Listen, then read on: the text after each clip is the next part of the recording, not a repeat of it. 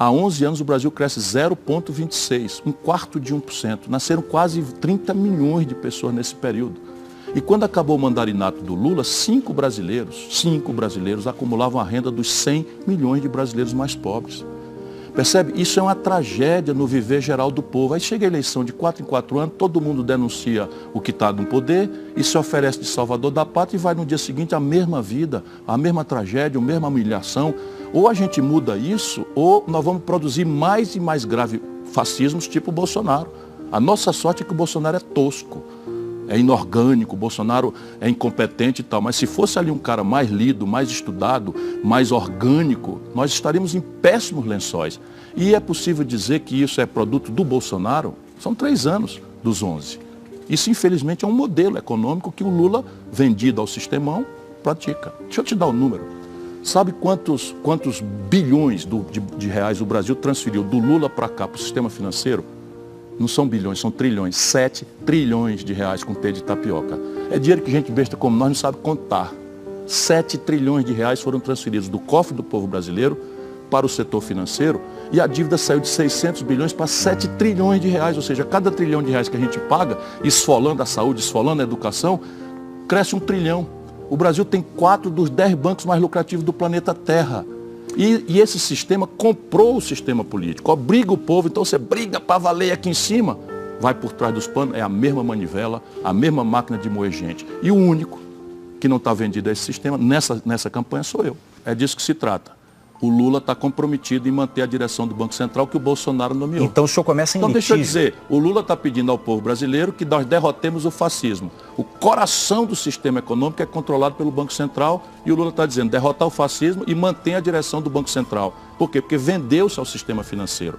E eu só quero ser presidente se for para mudar isso. Como é que eu vou resolver o problema da maior taxa de juros do mundo se eu deixo o Banco Central comprado pelo sistema financeiro? Então, ao invés de uma lua de mel, o senhor vai ter um litígio. Diferença da água para o vinho. O que é a emenda do relator? Isso não existe em nenhum lugar do mundo. Mas eu me refiro às emendas impositivas, aquelas que existem há muito tempo. Emenda individual não há problema nenhum. Eu vou liberar todas. E elas também estão no jogo. Emenda de... O que é que vai acontecer, entretanto? Quando eu empenhar, eu vou fazer um choque de digitalização do governo. Todo brasileiro vai poder acessar no seu smartphone, no seu celular, quanto custou cada tostão e cada obra e cada realização, como eu fiz quando fui governador. Porque só a luz do sol vai dar transparência. Hoje o governo brasileiro é um governo analógico, papelório, etc, etc, ninguém tem controle. Então o meu governo vai anunciar os preços unitários mínimos, vamos supor, de obra. Quanto é que custa uma canaleta de esgoto com especificação tal? E todo mundo vai poder fazer com o algoritmo, com o aplicativo, vai comparar. Então eu previno a corrupção porque tenho muita experiência, governador, prefeito, ministro, etc. A emenda do relator acaba no primeiro dia. Porque aqui o primeiro defeito é a pulverização, não tem efeito nenhum sobre nenhum dos gramas estratégicos do Brasil. Tomando uma mensagem ao Congresso eliminando? Não, eu simplesmente não empenho. O senhor não paga? Eu não empenho. As pessoas também não têm tido o direito. Eu não consigo, isso é fácil, você não empenha. Empenhar é assinar o cheque, você não assina, acabou. E aí eu vou negociar. Qual é a questão dos governadores? Veja, a maioria desses estados está indo ao Supremo e pegando a liminar e não paga a dívida. Por que eu não pego essa dívida, que são 600 bilhões de reais no total, menos de 10% da dívida zona do Estado brasileiro, que é 7 trilhões e 500 bilhões de reais, e eu pego a parte que vai vencer nos próximos 4 anos, capitalizo no fim, não vou dar dinheiro para ninguém, não vou dispensar, não vou perdoar nada, mas acerto com governadores e prefeitos um programa consistente de investimento. Qual é a guia aqui? 14 mil obras paradas. Qual é a meta? 5 milhões de empregos. Sabe quanto é que eu estou falando? Se eu girar 10%, estou falando de 60 bilhões. 60 bilhões de reais. O corte de 20% nas renúncias fiscais corruptas. Desculpa, às vezes as pessoas acham que eu uso palavras muito duras, mas o Brasil tem renúncia fiscal, é o seguinte, salmão, queijo suíço, filé mignon, os caras meteram por corrupção na cesta básica do povo para não pagar PIS/COFINS. Sabe quanto é a renúncia fiscal por ano? 8 bilhões de reais. Meu irmão, 8 bilhões de reais, eu meto 1 milhão de crianças numa creche de tempo integral. Eu estou com a mão na mão, só quero ter essa bola para você ver como eu revoluciono esse país. Quando uma senhora, porque muitos países não têm essa possibilidade, o Brasil tem essa possibilidade. E, de novo, em linha com as melhores práticas internacionais e com a melhor literatura, a qual eu me dedico a estudar há 42 anos. Sou professor nessa área. Depois você tem outros empregos. Por exemplo, o Brasil está importando do estrangeiro, no aparato industrial, só o governo federal, entre 17 e 15 bilhões de dólares. Isso dá quase 100 bilhões de reais, dinheiro que já está sendo gasto, financiando emprego na China, na Índia.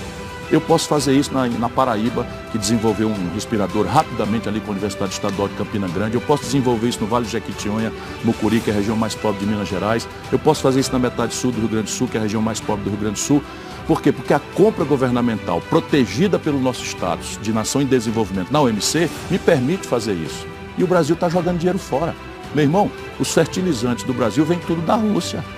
Faz sentido a economia mais agressivamente competitiva do mundo tropical, que é o Brasil, importar fertilizante, adubo do estrangeiro?